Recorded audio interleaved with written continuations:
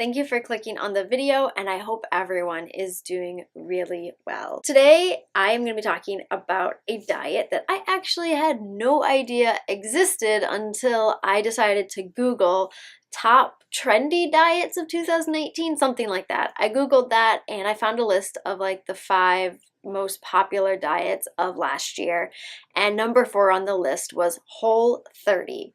And I thought to myself, I've never heard of that before in my life, and I thought nothing of it. And then I went to work and I was scrolling through Instagram, and the first like sponsored ad that popped up on Instagram was for Whole30 products. And I was like, this diet is following me. I need to know what this is all about. So I did a little research, and that's what I'm going to be talking about today. So it was created in 2009 by Melissa Hartwig. Don't know who that is. And it is supposedly supposed to change your life in 30 days. If you see me looking down, it's my computer and all my notes. So let's start this out with a quote directly from like the Whole30 official website. Think of it as a short-term nutrition reset designed to help you put an end to unhealthy cravings and habits, restore a healthy metabolism, and heal your digestive tract and balance your immune system. Okay. This quote is kind of like the summary of what this diet is all about. So my first issue with it is you can't reset your nutrition. It's either you eat healthy or you don't. It's not a reset. You either make good choices that are beneficial to your health, or you make bad choices that are detrimental to your health. There's no reset. It's just one or the other. It's a choice. You choose to do it. Cravings aren't unhealthy. It's your body's way of communicating with you. A craving is your body telling you something. And just because you're craving sugar or salty like chips or whatever it is you're craving, that in and of itself is not unhealthy. Cravings are a natural part of our body's function. It's a signal that our body is telling our brain to tell us, hey, you are missing something, you need something. Or it could just be you like the taste of something, and so you crave it. Like, that's not unhealthy. And so to say unhealthy cravings, it's a misrepresentation of health and of nutrition and of natural body functions. It is good to put an end to unhealthy habits, but to group cravings and habits together and say all of this is unhealthy, it's like a true or false question on a test where like the first part of it is false and the second part of the sentence is true. And so it throws you off. And so I feel like that one section put an end to unhealthy cravings and habits. It's like unhealthy, that's a scary word, cravings and habits, and they just group them all together and say they're all bad. Restore a healthy metabolism, like, again, that just goes back to my first thing about like the reset.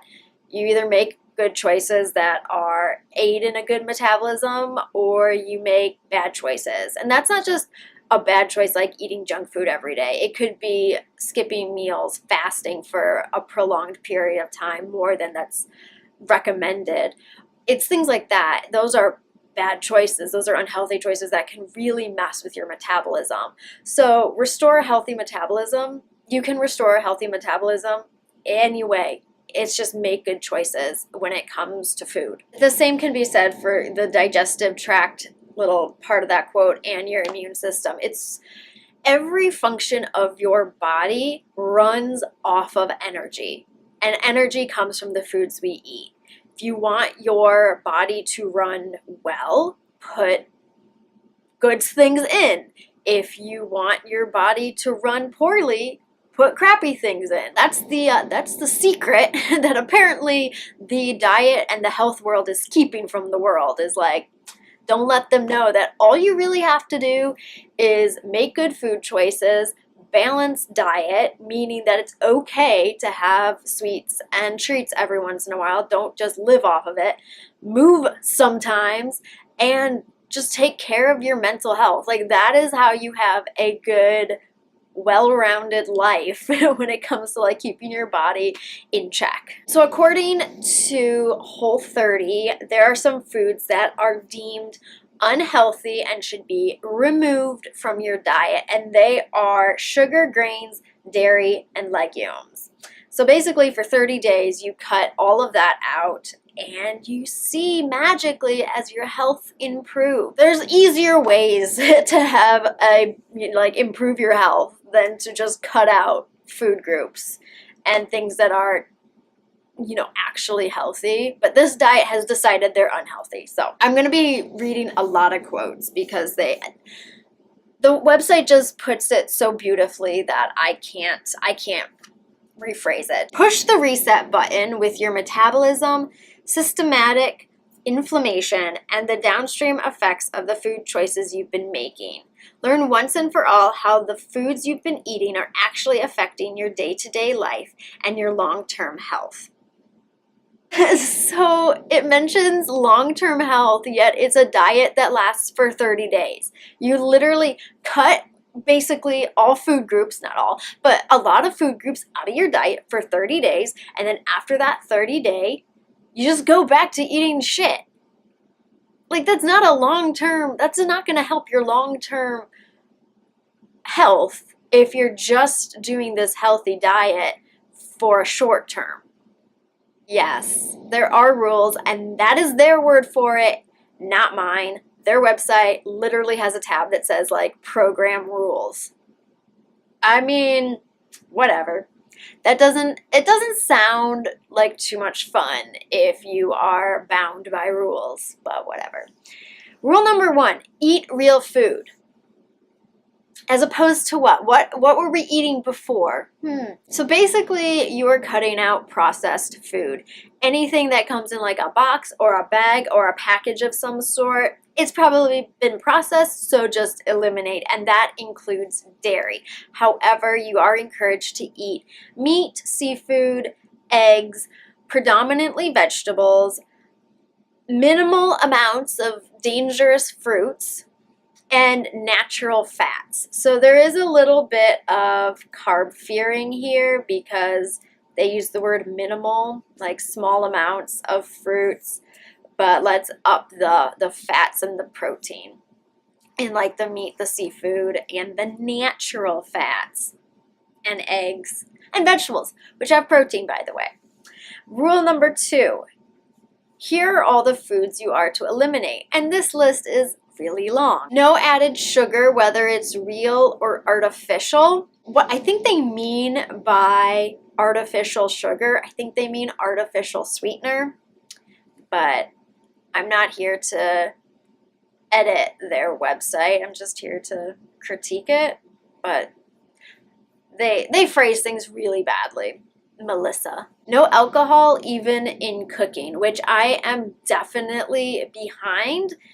And like, you should do it for more than 30 days. Like, alcohol is one of those things, it's like, it's totally unnecessary. It has no benefit, like health benefit to your life. It's just an enjoyable thing to partake in. If you want to make significant improvements in your health, eliminating alcohol completely, or at least like limiting the amount, like drastically, is going to have a huge benefit on your health. That was my little PSA on alcohol. And moving on, no grains, and that means all grains are off limits. So legumes of any kind, and this includes beans, peanut butter, all forms of soy like sauces, paste, tofu, you get the picture. So a food group like legumes are incredibly healthy, but this diet has decided that it is unhealthy.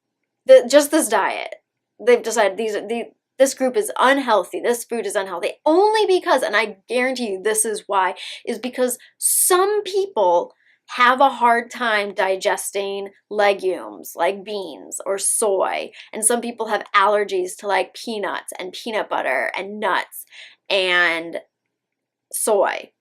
That's the only reason that this diet has decided that food group is suddenly bad and unhealthy and should be cut out of your diet completely. No dairy, no carrageenan, no carrageenan, MSG, or sulfites, no baked goods, junk food, or treats. You can't even recreate a healthy version of typical, like, bad foods. So, like, even if you like muffins, even if you made like a whole wheat muffin, I guess that's because you can't have grains. I guess you can't do that. So no treats. They use that word. They say no treats. Like, so this diet is punishment. There's no payoff, basically. There's no cheat day. There's no treat day. There's no sweets. There's no nothing. It's basically just suffer for 30 days and then go eat all the donuts you want. Like, anything that brings you happiness when it comes to food, just cut it out because it's bad for you and it's gonna make you sick and die. Our mantra, when in doubt, leave it out. So might as well just starve yourself for 30 days because you're just gonna gain it all back anyway. This is so stupid. So if you're unsure of something, you're just gonna end up not eating and you're just gonna like starve yourself and not get to actually enjoy food and creativity when it comes to food. And just, it just makes me sad. This diet really is confusing to people. Like, these people who go on diets like this are really looking for answers and they think this is the answer. And so when you trick people into believing healthy foods are unhealthy suddenly, but only for 30 days, and then you're labeling some foods as good and some foods as bad. And when it comes to that kind of labeling, it becomes fear. It becomes like shame if you mess up and you eat something that you're not supposed to eat. And it's so dangerous because it really messes with a person's mind, especially when we grow up believing certain things about certain foods that are true. Like, beans are healthy. Soy is actually healthy if you can digest it. Some of us can't, and I wish I could. Nuts are really good. Peanuts are good. There's a lot of benefit. These are tools. Food groups are tools, and if you just have the right understanding and knowledge of these tools, you can use them and manipulate them in a way that's super beneficial to you. But when you come to a diet like this, they basically say, throw out all of science and all that you've like grown up knowing, and just listen to us because we know what we're talking, because we're Whole30. And they're just rewriting truth to fit their own little torture punishment program. And the final rule of this diet is no weighing yourself and no measuring yourself. I'm of the mindset rules are meant to be broken, except for that last one, and I'm going to tell you why. Weighing yourself is pointless. It gives you a number, a meaningless number that tells you nothing about your health, your internal functions. If your body is running well, it doesn't tell you anything about who you are. It's literally just a number that we have put a crown on top of it, put it on a pedestal, and made the number on the scale into something it's not. Like, it is the defining number of our worth. I don't own a scale, and the only time I ever know how much I weigh is when I go to the doctors once a year because they blackmail me saying, if you don't come in for a checkup, we're not going to refill your prescription. So then I have to go in. That is the only time I know how much I weigh. And guess what? Not knowing and then knowing, neither of those scenarios actually impact my life in any way. There's always exceptions to the rules, and guess what? Here's a long list of all the foods you can't eat. Now here's a long ass list of all the exceptions to those things that you can't eat. So there are some foods that technically fall under the category of the foods that you're not supposed to eat, but don't worry, here are the exceptions. There are very specific types of those foods that you can eat. So here we go. Plain old butter is not allowed, but ghee or clarified butter is. That doesn't make a whole lot of sense, but okay. Fruit juice. This makes absolutely no sense after they told you to limit your fruit and also eliminate sugar. How does fruit juice make any sense? Certain legumes like green beans, sugar snap peas, and snow peas are allowed.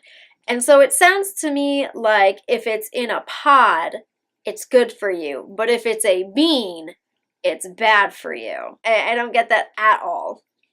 And so it's like the vehicle, the vessel that will transport the internal thing, the bean, to you. If it's in a pod, that's okay. It also sounds like if it's green, that's okay. But if it's a bean-like matter, like a black bean, or like a pinto bean, or like a red bean, that's bad. And vinegar, except for malt vinegar because it has gluten. All coconut aminos are acceptable, even the ones labeled as containing coconut nectar.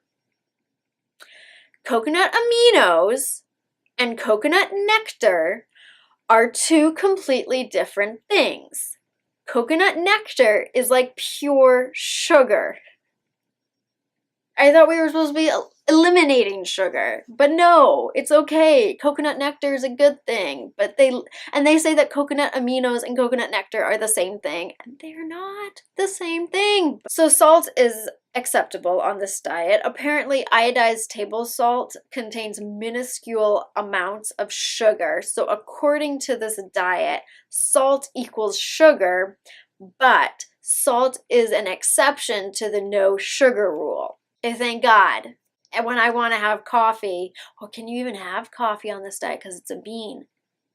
I don't know. But when I'm having coffee and I want to put sugar in it, but sugar's not allowed, just put a little salt because they're basically the same thing. When you list all these things and say, don't eat that, don't eat that, don't eat that, don't eat that, and then all of a sudden they do a little switcheroo and they're like, oh, but you can have this, you can have this, you can have this. It's very confusing and it leaves the door open for messing up. Incidentally, when I mentioned you're not even allowed to recreate unhealthy junk food in a healthy way, the reason why they say don't do that is because it gives you the idea that, oh, I made these healthy muffins or these healthy chips or whatever, and I'm eating them at home. So then what if you go out one night and you get like chips or fries or something, or you want to, well, you're like, well, I'm already eating them at home. So it like recreating unhealthy food in a healthy way leaves the door open for messing up in other aspects. But they don't even mention that when you have exceptions to the rules like this, it is the exact same thing. It leaves the door open for messing up and feeling like a failure and shaming yourself and making yourself feel guilty. They don't even mention that in this area. Because if they did, that would mean that they had to acknowledge that there's a flaw, a huge flaw in their diet. And they can't do that because their diet is perfect. I was bombarded with advertisements for Whole30 products, which means there's a product line, which, yeah, it exists.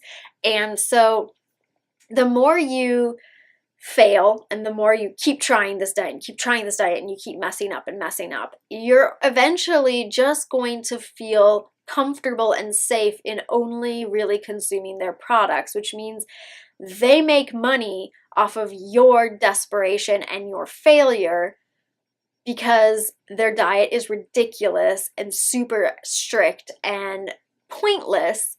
But it's never the diet's fault. It's always the dieter's fault. And so just keep shoving your money in their faces and they'll keep shoving their bullshit down your throat, and you'll just keep messing up and become sicker and poorer as they become richer and richer. Your only job during the Whole30 is to focus on making good food choices.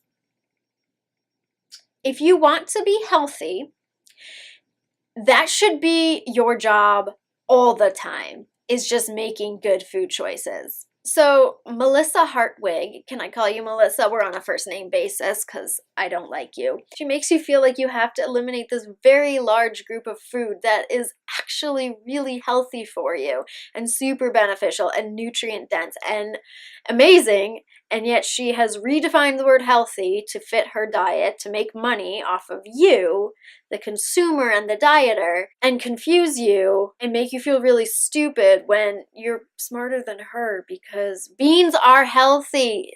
I'm sorry that some people can't digest them. Those people, that small group of people that can't eat beans, they shouldn't eat beans. It's on an individual level. Like, you can't just decide for your program that these foods are suddenly bad for 30 days. That's my issue, is it's for 30 days. What happens after those 30 days? Do those foods suddenly become healthy again? The diet's attempt at redefining words such as healthy, unhealthy, good food choices, trying to redefine that is just so irritating. There's a reason why words have the definitions that they have. It's so that we know what they mean. This diet is like presenting itself as like so wholesome and so healthy, and just it is gonna help you with all your health problems. And really it's close, and that's the sad part, is it's really close. It's just, it's not there yet. It's like 10 steps away from being decent if they just didn't eliminate actually good for you foods and all the other issues I have with it. So maybe more than 10 steps away from being decent. It's pretty far. It's pretty far from being decent. So Melissa kept mentioning that this diet will change your life, will change your life. I don't know how many times I read the phrase, change your life. And I'm just like, will it? Is it really going to change my life? Is it? Is it? Is it? No. Even if it does change your life for 30 days, it's only 30 days, which is another phrase that I kept reading. It's only 30 days, so just do it. It's only 30 days. It's not that long. It's only 30 days. So you're only supposed to make these apparent healthy choices for 30 days and then go back to shit. Like, that's what it's only 30 days means, is you give up after 30 days. You give up trying to be healthy after 30 days. If Melissa, and I think there's another creator, if they actually were presenting a well-balanced, healthy diet, you wouldn't want to say just do it for 30 days. It should be long-term. If it's a short-term solution, the results are not going to last. Be conscientious of what you're eating, how much you're eating, how often you're eating, the quality of what you're eating. So you don't need to cut out processed foods. Just don't eat them continuously every single day for years and years and years. It's not about making the right choice all the time. It's about making the smart choice for you. So anyway, that is Whole30. I hope you enjoyed this video. If you did, please be sure to give it a thumbs up. Be sure to subscribe, and definitely go follow me on Instagram, because I post lots of food and good stuff and all that there. And I will see you next time. Bye!